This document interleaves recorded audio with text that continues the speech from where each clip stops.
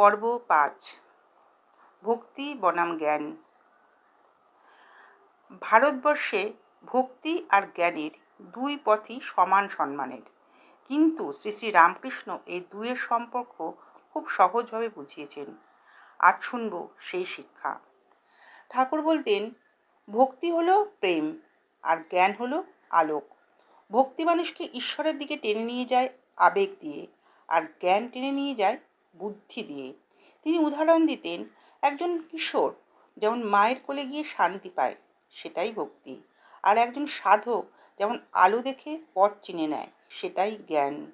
তবে ঠাকুর বলতেন, ভক্তি ছাড়া জ্ঞান শুষ্ক, আর জ্ঞান ছাড়া ভক্তি অন্ধ। দুই মিলেই পূর্ণতা। আজকের শিক্ষা, ভক্তি ও জ্ঞানকে একসঙ্গে ধারণ করো, তাহলেই জীবন হবে আলোকিত। পর্ব ৬ মা কালী দর্শন। পূর্ণভূমি ভারতবর্ষ মানেই তন্ত্র, ভক্তি আর মাতৃ আরাধনার ভূমি। শ্রী শ্রী রামকৃষ্ণ দক্ষিণেশ্বরে মা কালীকে প্রত্যক্ষ দর্শন করেছিলেন। আজ আমরা শুনব সেই অবিশ্বাস্য অভিজ্ঞতার কথা। ঠাকুর বলতেন, আমি বারবার মাকে ডাকতাম, কাঁদতাম, বলতাম, হে মা, তুমি কি সত্যিই নেই?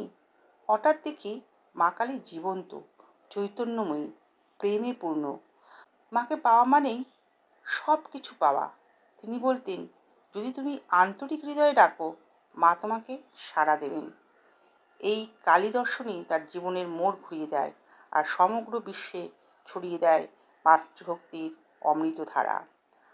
আজকের শিক্ষা, সত্যিকারের ভক্তি আর অশ্রুসিক্ত প্রার্থনা কখনো ব্যর্থ হয় না। মা সর্বদা সন্তানের সাড়া দেন। পর্ব ৭ শরীর অস্থায়ী, আত্মা চিরন্তন। শ্রী শ্রী রামকৃষ্ণ ভক্তদের বারবার স্মরণ করাতেন, এই দেহ ক্ষণস্থায়ী, কিন্তু আত্মা অমর। আজ আমরা শুনব সেই শিক্ষা। ঠাকুর বলতেন, যে দেহে তুমি এত আসক্ত, সেটি একদিন মাটিতে মিশে যাবে, কিন্তু আত্মা চিরন্তন, কখনো মরে না। তিনি বোঝাতেন, যদি আমরা দেহকে আসল মনে করি, তবে আমরা দুঃখে পড়ি, কিন্তু যদি আত্মাকে আসল বলে জানি, তবে সুখ দুঃখ আমাদের কাবু করতে পারে না। এই শিক্ষাই মানুষের জীবনে ভয়ের অবসান ঘটায়। আজকের শিক্ষা, নিজেকে আত্মা হিসেবে জানো, দেহ হিসেবে নয়, তাহলেই মুক্তি ও শান্তি তোমার জীবনে আসবে।